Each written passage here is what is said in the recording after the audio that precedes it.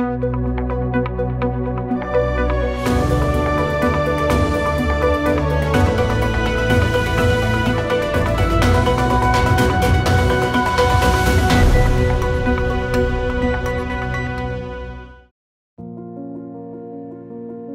idrokning eng yangi pallasi ChatGPT haqida.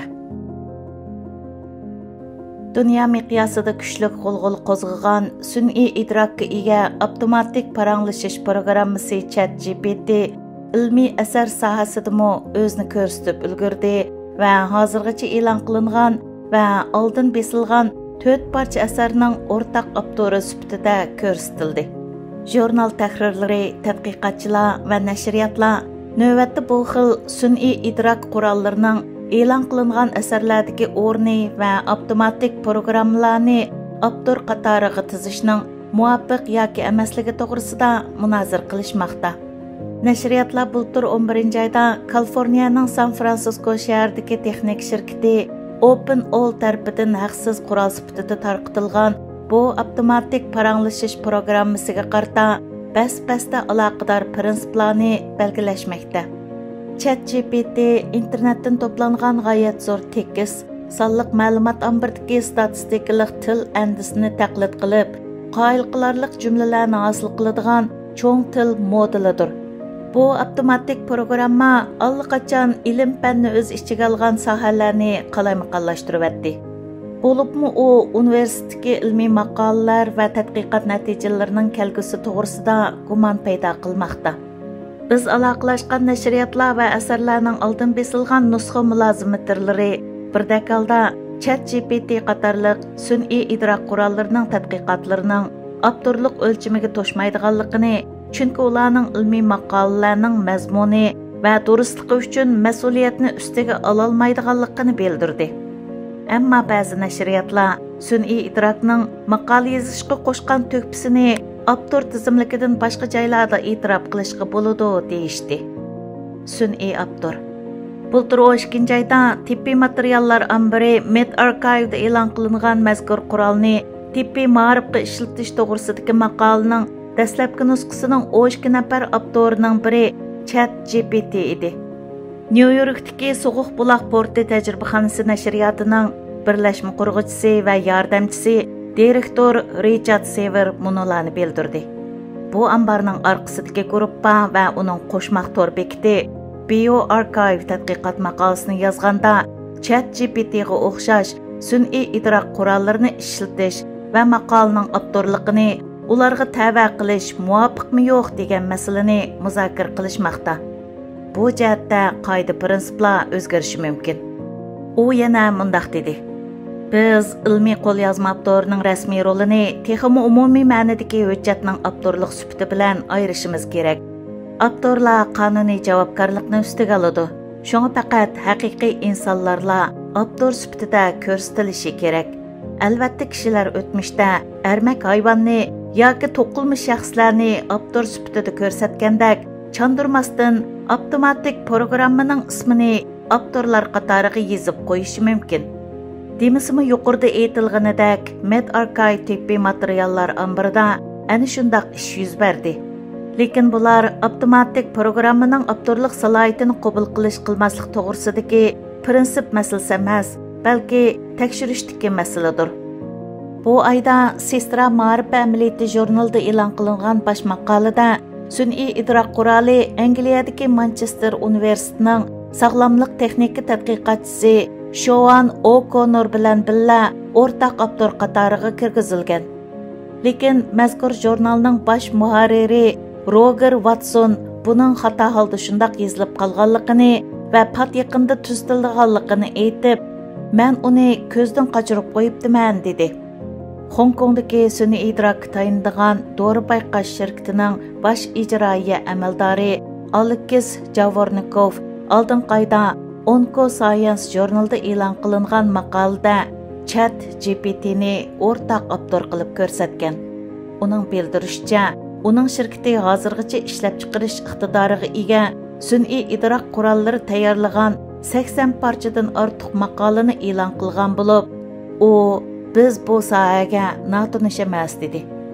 Eng yaqinqi maqolada rapamsin degan dorini ishlatishning foyda ziyonlari Pascalning tikilgan puli deb atiladigan falsafaviy dalillash usuli orqali muzokara qilingan. Javronkov yana ChatGPT oldingi avlod sun'iy idrok qurollari qaraganda xeyli yaxshi maqola yozadi dedi. 4-chi maqolaning o'rtaq avtori Shvetsiya Gothenburg Seil Griniska Universiteti doktorxonasining nervi kasalliklari doktori Almira Osmanovich Tonstrom bu maqolaning GPT-3 deb atiladigan ilgirki avtomatik paranglashish programmasi tarafidan yozilganligini 2022 yil 6-oyda Fransiyaning oldin besilgan nusxa mulozimatlari holda e'lon qilinganligini va uzun o'tmay o'xshash sohadagilar tarafidan bağlanadigan jurnalda e'lon qilinganligini bildirdi. Uning aytishicha bir jurnal tekshirgandan keyin bu maqolani besishni rad qilgan. Ammo u baliqchilarning talabiga asosan bu maqolani o'zgartgandan keyin yana bir jurnal GPT-3ni uning bilan birga o'rtaq avtor sifatida qabul qilgan. Nashriyatchilarning prinsiplari. Tabiat va ilm-fan jurnallarining bosh muharrirlari bizga ChatGPTning avtorlik o'lchamiga to'shmaydiganligini aytdi. Londondagi Tabiat jurnalining bosh muharriri Magdalena Skipper mundaq dedi. Avtorning xususiyatlaridan biri asar uchun javobgarlikni ustiga elishdir. Halbuki cho'ng til modeli bundaq mas'uliyatni ustiga ololmaydi. U yana munolarni bildirdi. Maqola yozganda cho'ng til modelini har qanday shaklda ishlatgan avtorlar agar muvofiq ko'rilsa, metod yoki tashakkurnoma bilgida o'zlarining sun'iy idrok qurollaridan foydalanganligini bildirishi kerak. Biz e'lon qilingan maqolalarimizda sun'iy idrok qurolining avtorlar qatoriga tizilishiga yo'l qo'ymaymiz. Muvofiq naql keltirmasdan sun'iy idrok qurollari hosil qilgan tekstni ishlatishni ko'chirmakashlik deb qarashga bo'ladi, deydi Washington alayda rayonidagi ilm-fan yurishligining bosh muharriri Holden Thorpe. Londondagi Taylor va Francis nashriyotining nashr axloqi va durustligi bo'limining direktori Sabina Alamning bildirishicha, mazkur nashriyot o'zining sun'iy idrok qurollari yozgan asarlar to'g'risidagi prinsiplarga qaytadan qarab chiqib etibdi.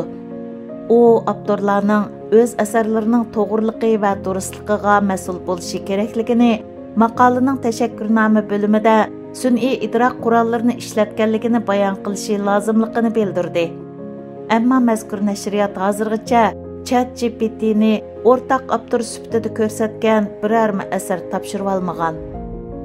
Asar yoza oladigan sun'iy idrok qurollari axloqiy o'lchamlarga uyg'unmi?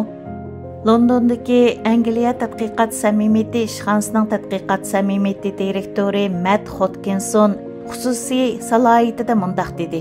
Avtorlik salohiyati haqida allaqachon aniq yetakchi prinsip mavjud bo'lib, bu ChatGPTni o'rtaq avtor deb qarashga bo'lmaydiganligidan derak berdi. Yetakchi prinsiplardan biri shuki, o'rtaq avtorlar maqolaga muhim ilmiy to'p qo'shgan bo'lishi kerak bo'lib, ChatGPT qatorliq qurollar bu shartni ado qila olishi mumkin. Lekin avtorlar qatorida ko'rsatilguchi o'zining o'rtaq avtor qilib ko'rsatilishiga qo'shilish iqtidoriga ega bo'lishi hamda tadqiqot uchun belgilik eng kamida o'zi hassa qo'shgan bo'lak uchun mas'uliyatni ustiga ilishi kerak. Mana shu ikkinchi shart sun'iy idrok qurollarining o'rtaq avtor qilib ko'rsatilishini haqiqiy to'sqinlikka uchirtadi, dedi u. Javronkovning aytishicha, u ChatGPTga o'zi e'lon qilgandimmi texnikalik maqolalarni yozdirmoqchi bo'lganda ChatGPT buning o'tisidan chiqolmagan. U doim to'g'ri bo'lishi notayin bo'lgan javoblarni berdi. Agar siz o'xshash savolni bir qancha qatim so'rasangiz, u har xil javob berdi. Shunga men bu sistemaning akademik sohada qalaymaqan ishlatilishidan ansirayman. Chunki hozir kasbiy maharati yo'q kishilarmi mushu qurol orqali ilmiy maqola yozishga urina oladigan bo'ldi, deydi u.